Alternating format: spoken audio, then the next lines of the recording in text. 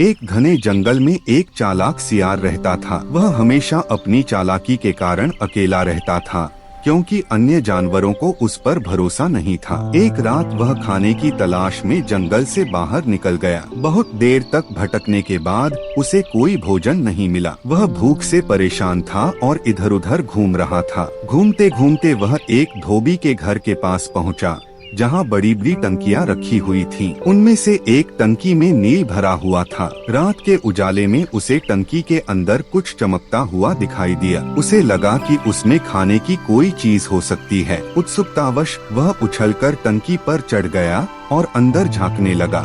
जैसे ही उसने अपना सिर टंकी के अंदर डाला, वह संतुलन खो बैठा और नील की टंकी में गिर पड़ा। सियार ने बाहर निकलने की बहुत कोशिश की, लेकिन टंकी थोड़ी गहरी थी। वह काफी देर तक संघर्ष करता रहा और आखिरकार किसी तरह बाहर निकलने में सफल हो गया। बाहर आकर उसने खुद को देखा तो वह पूरी तरह से नीले रंग में रंग चुका था। पहले तो वह बहुत डर गया, लेकिन फिर उसे एक चालाकी भरा विचार आया। वह सीधा जंगल की ओर चल पड़ा। वहां पहुंचकर उसने अपने जैसे अन्य सियारों को इकट्ठा किया और बड़ी शान से कहा, भाइयों, मैं अब साधारण सियार नहीं रहा। मुझे स्वयं वन देवी ने यह दिव्य रूप दिया है। उन्होंने कहा कि मैं इस जंगल का राजा बनूंगा और सभी जानवर मेरी आज्ञा का पालन करेंगे। सियार के नए रूप को देखकर सभी जानवर आश्चर्यचकित हो गए। किसी ने पहले कभी नीले रंग का सियार नहीं देखा था। वे सोचने लगे कि यह सच में कोई दिव्य प्राणी होगा। धीरे धीरे जंगल के सभी जानवर, इंक्लूडिंग हाथी,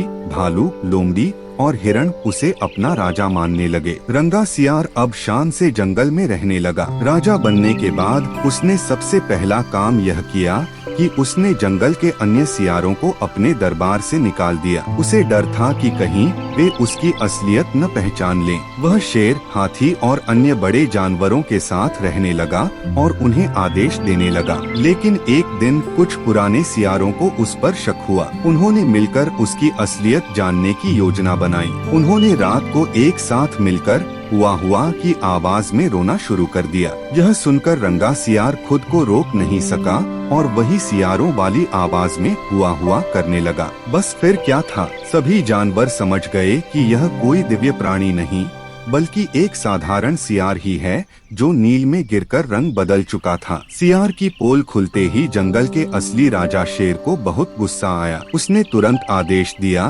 कि इस धोखेबाज को जंगल से बाहर कर दिया जाए। लेकिन अन्य जानवरों ने कहा, नहीं, इसने हमें धोखा दिया है, इसे इसकी सजा मिलनी चाहिए। और फिर सभी जानवरों ने मिलकर उस चालाक सियार को मार डाला। यह कहानी हमें यह सिखाती है कि छल कपट और झूठ का ज्यादा समय तक टिकना संभव नहीं होता। रंगा सियार अपनी चालाकी से जंगल का राजा बन तो गया, लेकिन जब सच्चाई सामने आई तो उसे अपनी जान से हाथ धोना पड़ा। मेरी कहानी सुनने के लिए धन्यवाद। लाइक, शेयर और सब्सक्राइब करना न भूलें। ऐसी ही दिल को छू लेने वाली कहानियों के लिए अगली बार तक अपना ख्याल रखें।